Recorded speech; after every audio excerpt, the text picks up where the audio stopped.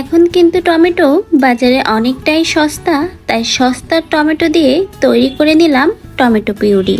আমার এই পদ্ধতিতে টমেটো পিউরি করে রাখলে সারা জীবন আপনি সংরক্ষণ করে রাখতে পারেন এবং রান্নার সময়ও থাকবে একেবারে ফ্রেশ। যে কোনো রান্নায় আপনি এটা ইউজ করতে পারবেন। তাহলে চলুন টমেটো পিউরি তৈরির রেসিপিটা খুব সহজভাবেই দেখে নেওয়া যাক।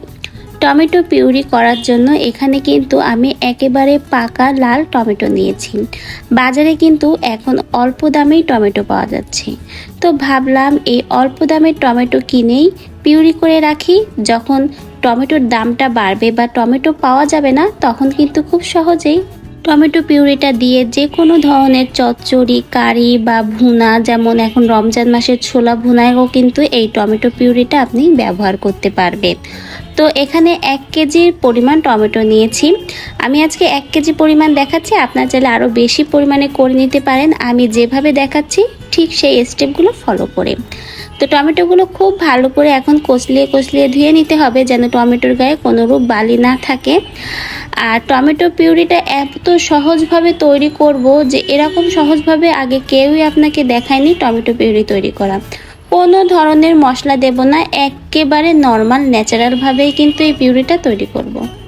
টমেটোটা ভালো করে ধুয়ে নিয়ে এখন টমেটোর পেছনের দিকটা এরকমভাবে একটু চিড়ে দিচ্ছি, যেন খুব সহজেই টমেটোটা নরম হয়ে যায়। আর প্রত্যেকটা টমেটোই কিন্তু এভাবে চিড়ে দিব। আর টমেটোর যে বোটাটা থাকে সেই বোটাটাও কিন্তু ফেলে দিব। এই টমেটো পিউরিটা তৈরি করে কিন্তু আপনি সারা বছর ফ্রিজে সংরক্ষণ করে রাখতে পারেন, কোনো রকমের ঝামেলা হয় না। আর যখন আপনি রান্না করবেন তখন কিন্তু একদম টাটকা স্বাদই পাবেন টমেটোর। তো এই যে টমেটোগুলো কিন্তু কেটে ধুয়ে নিয়েছি ভালো করে।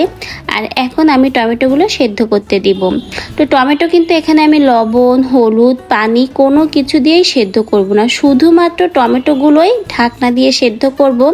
আর যখন প্রথমে আপনারা সেদ্ধ করবেন চুলার হিটটা লোতে করে দিবেন, এতে করে টমেটোর গায়ে যে পানিটা থাকে সেই পানিটা বের হয়ে কিন্তু টমেটোটা নরম হয়ে যাবে। সেজন্য এক্সট্রা আপনাকে আর কোনো পানিরই ব্যবহার করতে হবে না। টমেটোগুলো দেখুন খুব ভালো করে সেদ্ধ করে নিয়েছি। এখন টমেটোগুলো ব্লেন্ড করে নিব। তো ব্লেন্ড করার আগে আরও একটা কথা বলি আপনাদের, যারা এই টমেটোর খোসাটা রাখতে চান না, ফেলে দিতে চান, তারা কিন্তু সহজেই এভাবে এই খোসাগুলো টমেটো থেকে ছাড়িয়ে নিতে পারেন এবং তারপরেই ব্লেন্ড করতে পারেন। আমি এখানে টমেটোর খোসাগুলো ছাড়াবো না, টমেটোর খোসা সহই কিন্তু ব্লেন্ড করে নিব। আপনারা চাইলে খোসাটা ছাড়িয়ে ব্লেন্ড করতে পারেন, তাই কিন্তু আপনাদের সাথে এই বিষয়টাও শেয়ার করে দিলাম। টমেটোগুলো এখন খুব ভালো করে ব্লেন্ড করে নিব।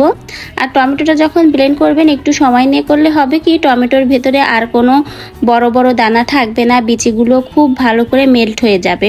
তো দেখতেই পাচ্ছেন কত সুন্দরভাবে আমার টমেটো পিউরিটা রেডি হয়ে গেছে। আর অনেক সুন্দর কিন্তু টমেটোর একটা কালার এসেছে, যেহেতু পাকা টমেটো এজন্য কালারটা খুবই সুন্দর এসেছে। এখন প্লাস্টিকের বক্স নিয়েছি। তো এখানে যে অন টাইম বক্সগুলো বাজারে পাওয়া যায় সেই বক্সটাই কিন্তু আমি এই টমেটো পিউরিটা ঢেলে দিব। আপনারা চাইলে কিন্তু ছোট সাইজের বক্সে করেও রাখতে পারেন।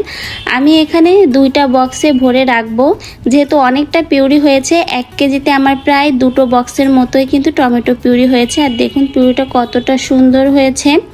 তো খুব সহজে কিন্তু আপনাদের দেখিয়েছি, কোনো মশলার ব্যবহার করিনি, কোনো অতিরিক্ত ঝামেলা নেই।